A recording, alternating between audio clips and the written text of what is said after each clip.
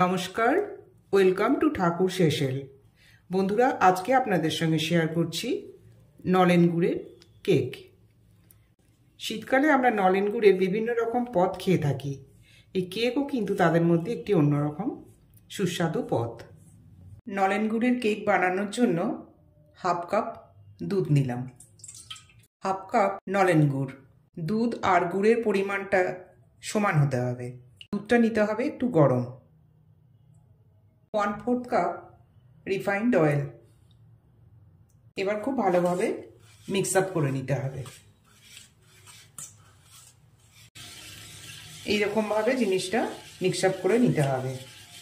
এবার দিয়ে দিচ্ছি 1 কাপ ময়দা, 1/8 cup milk powder, half teaspoon baking soda, 1 teaspoon baking powder. খুব ভালোভাবে এটা চেলে নিতে হবে।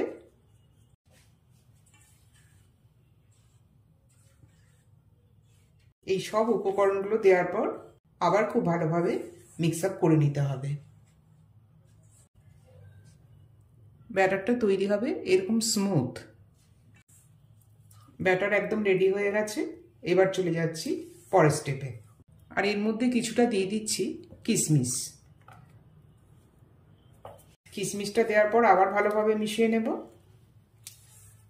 কিশমিশ ছাড়াও এখানে কাজু বাদাম চাইলে দিতে পারেন।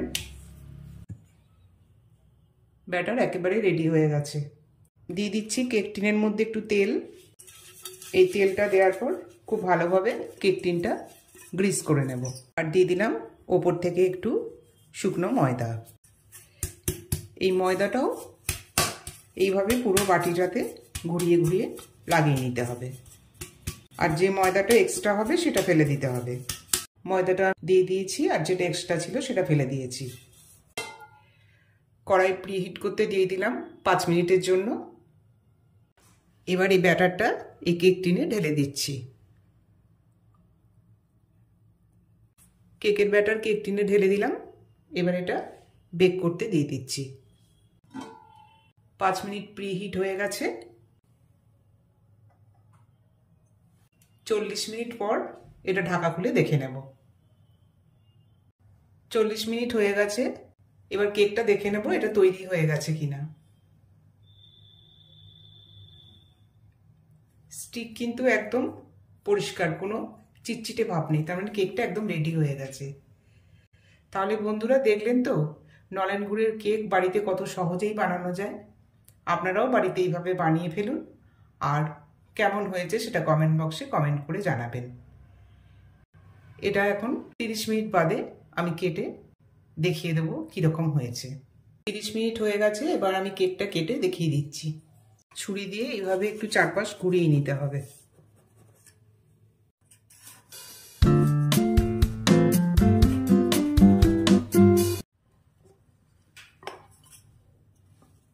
এইভাবে উল্টে নিতে হবে। উল্টে নিয়ে একটু ট্যাপ করে দিলেই এটা সুন্দরভাবে বেরিয়ে আসবে।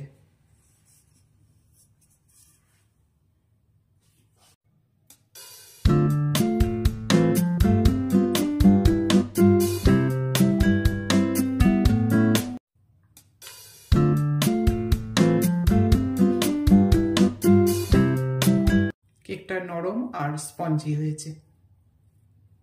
তাহলে বন্ধুরা, আমার এই রেসিপি যদি আপনাদের ভালো লাগে অবশ্যই লাইক এবং শেয়ার করবেন।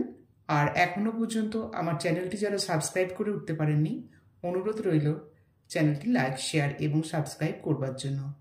আজকের মতো এই পর্যন্তই। দেখা হবে আবার অন্য কোনো রেসিপি নিয়ে। নমস্কার।